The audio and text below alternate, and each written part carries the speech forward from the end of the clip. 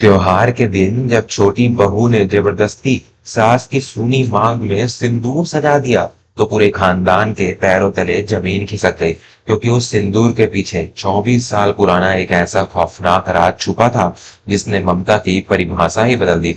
नमस्कार दोस्तों, वर्मा स्टोरीज में आप सभी का स्वागत है। मैं हूं आपका दोस्त विवेक वर्मा। दिवाली का त्योहार खुशियों का उजाला लेकर आता है, लेकिन कुछ घर ऐसे भी होते हैं जहां दियों की रोशनी तो पहुंचती है, पर मन का अंधेरा दूर नहीं हो पाता। हमारे शहर के एक पुराने मोहल्ले में एक आलीशान मकान था, जिसे लोग त्रिवेदी सदन के नाम से जानते थे। उस घर की मुखिया थी 65 साल की सावित्री देवी। सावित्री जी के पति राघवेंद्र जी का निधन 24 साल पहले ही हो चुका था। तब से लेकर आज तक सावित्री जी ने सफेद साड़ी और बिना किसी श्रृंगार के अपना पूरा जीवन काट दिया था। उनके दो बेटे थे, बड़ा बेटा अनिमेष जो स्वभाव से थोड़ा सख्त और रूढ़िवादी था, और छोटा बेटा निखिल जो दिल का बहुत साफ था। घर में दिवाली की तैयारियां चल रही थी। पूरे घर को गेंदे के फूलों और बिजली की लड़ियों से सजाया रहा था। अनिमेष की पत्नी अलका रसोई में तरह तरह के पकवान बनाने में व्यस्त थी। वही निखिल की नई नवीली दुल्हन काव्या, जो हाल ही में ब्याह कर इस घर में आई थी, पहली बार इस घर की दिवाली देख रही थी। काव्या ने नोटिस किया कि जहां पूरा घर नए कपड़ों और गहनों में चमक रहा था, वहीं उसकी सास सावित्री जी एक कोने में बैठकर चुपचाप दियों के लिए रुई की बत्तियां बना रही थी। उनके चेहरे पर एक अजीब सी उदासी थी, जो त्योहार की रौनक में भी छिप नहीं पा रही थी। काव्या अपनी जेठानी अलका के पास गई और धीरे से बोली, दीदी आज दिवाली है। माँ जी ने तो न तो नई साड़ी पहनी है और न ही कोई छोटा मोटा श्रृंगार किया है। क्या हम उन्हें जबरदस्ती एक सुंदर सी रंगीन साड़ी नहीं पहना सकते? त्योहार के दिन ऐसा फीकापन अच्छा नहीं लगता। अलका ने तुरंत काव्या को टोकते हुए कहा, काव्या, तुम अभी इस घर में नई आई हो, इसलिए तुम्हें यहाँ के तौर तरीके नहीं पता। बाबूजी के जाने के बाद से माँ जी ने कभी रंगीन कपड़े नहीं पहने। इस घर में विधवाओं के लिए यही नियम हमेशा से चला आ रहा है। तुम इस मामले से दूर ही रहो तो बेहतर होगा। अलका की बातें सुनकर काव्या का मन उदास हो गया, लेकिन उसके भीतर का विवेक इस बात को स्वीकार नहीं कर पा रहा था। उसने देखा कि सावित्री जी अपनी सूनी कलाइयों को बार बार अपने साड़ियों के पल्लू से ढकने की कोशिश कर रही थी। काव्या समझ गई कि यह सादगी सावित्री जी की मर्जी नहीं, बल्कि समाज और परंपराओं का थोपा हुआ एक बोझ थी। शाम की पूजा का समय नजदीक आ रहा था। अनिमेष और निखिल नए कुर्ते पहनकर बैठक में बैठ चुके थे। तभी काव्या सावित्री जी के कमरे में गई। उसके हाथ में एक लाल रंग की खूबसूरत बनारसी साड़ी, सोने की चूड़ियां और एक डिब्बे में सिंदूर था। सावित्री जी को अकेले बैठे देख काव्या उनके पैरों के पास बैठ गई और बोली, माँ जी, आज आपकी छोटी बहू की पहली दिवाली है। क्या आप मेरी एक छोटी सी जीत पूरी नहीं करेंगी? मैं चाहती हूँ कि आज आप यह लाल साड़ी पहने और पूजा में बैठे। सावित्री जी ने चौंक कर काव्या की तरफ देखा। उनकी आंखों में अजीब सा डर तैर गया। उन्होंने काव्या के हाथ से साड़ी को दूर धकेलते हुए कहा, नहीं काव्या, यह अनर्थ मत करो। मैं एक विधवा हूँ। मेरे जीवन से रंग उसी दिन चले गए थे जब तुम्हारे बाबूजी इस दुनिया से गए। इस घर की मर्यादा और समाज के नियम मुझे इसकी इजाजत नहीं देते। काव्या ने हार नहीं मानी। उसने सावित्री जी का हाथ थामते हुए कहा, माँ जी, भगवान ने माँ को सबसे बड़ा दर्जा दिया है। क्या एक माँ को खुश रहने का हक सिर्फ इसलिए नहीं है क्योंकि उसका पति उसके साथ नहीं है? आपके बेटों का घर बस गया, खुशियां आ गई, तो फिर आपकी जिंदगी में यह अधूरापन क्यों?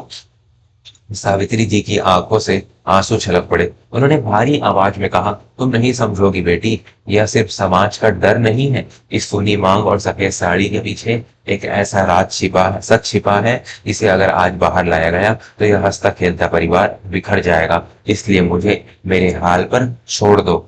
लेकिन काव्या के सिर पर उस वक्त अपनी सास को खुशी देने का भूत सवार था। उसने सोचा कि माँ जी सिर्फ समाज के डर से पीछे हट रही हैं। पूजा का शुभ मुहूर्त निकला जा रहा था और बाहर से अनिमेष की आवाज आ रही थी, काव्या ने आव देखा न ताओ। उसने झट से सिंदूर की डिब्बी उठाई और सावित्री जी के कुछ बोलने से पहले ही अपनी उंगलियों से उनकी सूनी मांग में गहरा लाल सिंदूर भर दिया। जैसे ही सिंदूर सावित्री जी के माथे पर लगा, उनके मुंह से एक चीख निकल गई। ठीक उसी पल अनिमेष और अलका कमरे में दरवाजे पर आ खड़े हुए। सावित्री जी की मांग में सिंदूर और काव्या के हाथ में सिंदूर की डिब्बी देखकर अनिमेष का गुस्सा सातवें आसमान पर पहुंच गया।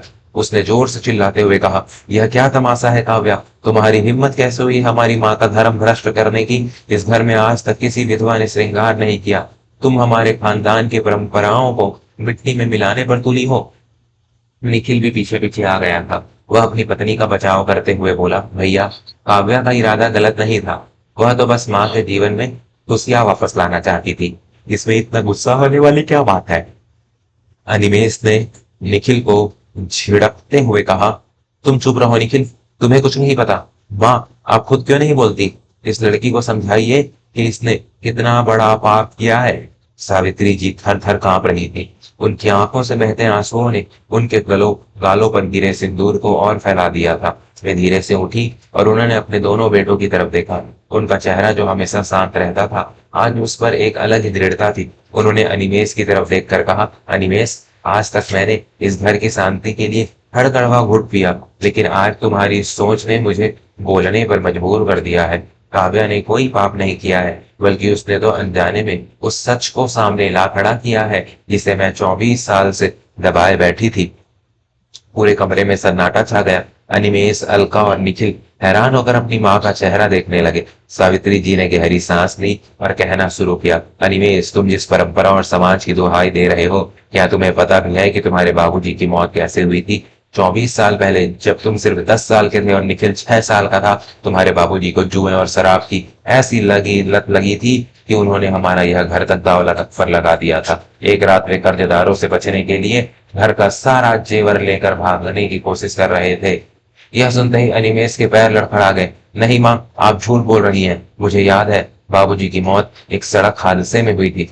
सावित्री जी ने रोते हुए अपना सिर हिलाया। नहीं अनिमेष, वह कोई हादसा नहीं था। उस रात जब मैंने उन्हें रोकने की कोशिश की तो उन्होंने गुस्से में आकर मेरे ऊपर केरोसिन डाल दिया था। वे मुझे जिंदा जला देना चाहते थे ताकि कोई सबूत न बचे। उसी आपाधापी में जब वे माचिस जला रहे थे तो उनका पैर फिसला और वे खुद उस आग की चपेट में आ गए। मैंने अपनी जान पर खेलकर उन्हें बचाने की कोशिश की, लेकिन तब तक बहुत देर हो चुकी थी। अस्पताल ले जाते समय उन्होंने दम तोड़ दिया। कमरे में मौजूद हर शख्स की सांसें थम गई। निखिल ने आगे बढ़कर अपनी माँ का हाथ पकड़ा। माँ, अगर ये सच है तो आपने पुलिस को क्यों नहीं बताया, और आपने यह सफेद साड़ी क्यों अपनाई?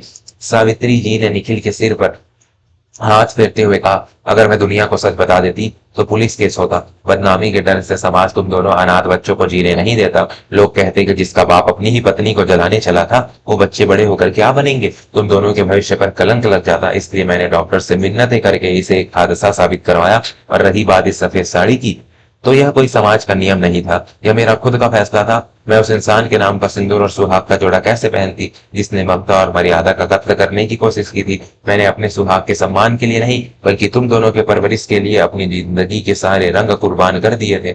सावित्री जी की इन बातों को सुनकर अनिमेष के पैरों तले जमीन खिसक गई। वह जिसे अपनी माँ की बेबसी और खानदान की परंपरा समझ रहा था, वह असल में एक माँ का अपने बच्चों के लिए दिया गया सबसे बड़ा बलिदान था। अनिमेष घुटनों के बल बैठ गया और उसने सावित्री जी के पैर पकड़ लिए। उसकी आंखों से पश्चाताप के आंसू बह रहे थे। वह रोते हुए बोला, माँ, मुझे माफ कर दीजिए। मैं कितना अंधा था जो परंपराओं के नाम पर आपकी आत्मा को ठेस पहुंचाता रहा। मुझे कभी समझ ही नहीं आया कि इस सफेद साड़ी के पीछे कितना बड़ा दर्द छिपा था। अलका भी रोने लगी और उसने अपनी सास के पैर छुए। काव्या की आंखों में भी आंसू थे, लेकिन उसे इस बात का संतोष था कि आज उसकी एक जिद ने वर्षों पुराने एक भारी बोझ को हमेशा के खत्म कर दिया था।